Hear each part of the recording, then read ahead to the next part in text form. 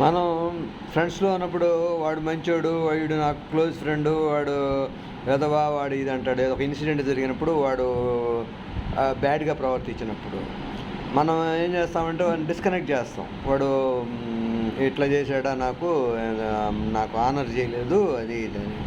తర్వాత కొంతకాలానికి పోయిన తర్వాత ఇంకొకడు ఉంటాడు. వాడేదో చేస్తాడు. బాగా క్లోజ్ ఫ్రెండ్ అనుకున్నాడు, వాళ్ళ సిస్టర్ మ్యారేజ్‌కో, వాళ్ళ బ్రదర్ మ్యారేజ్‌కో మనకు పిలవడు.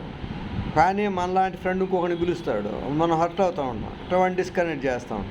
ఇట్లా ఫ్రెండ్స్ అందరినీ ఒక్కొక్కరిని డిస్కనెక్ట్ చేసుకుంటా పోతే చివరికి మనం ఒక్కళ్ళమే ఉంటాం. మనం పిలవటానికి కూడా ఎవడు ఉండడు. ఏదైనా మన ఇంట్లో ఫంక్షన్ అయినా కూడా పిలవటానికి కూడా ఎవడు ఉండడు. అందుకని వాళ్ళ పరిస్థితులు, వాళ్ళు ఏదో లిమిటెడ్గా పిలుచుకోవాలనుకున్నారో, లేకపోతే ఏదో కార్యక్రమంలో వాళ్ళకి మనసుకు నచ్చిన విధంగా, లేకపోతే ఎక్స్పెన్సివ్ అనుకుంటారో ఏదో వాళ్ళు రారు. వాళ్ళు దానికని చెప్పి మనం వాళ్ళని కడుపులో పెట్టుకొని ఆ విషయాన్ని వాళ్ళని మనం స్నేహితులుగా భావించట్లేదు అనే భావనకి రాకూడదు. వాళ్ళు మన పట్ల ఎట్లా ఉన్నా, ఎవరు ఎలా ఉన్నా కూడా మనం వాళ్ళ పట్ల మంచిగానే ఉండడానికి ప్రయత్నించాలి. ఓకేనా? Okay, thank you.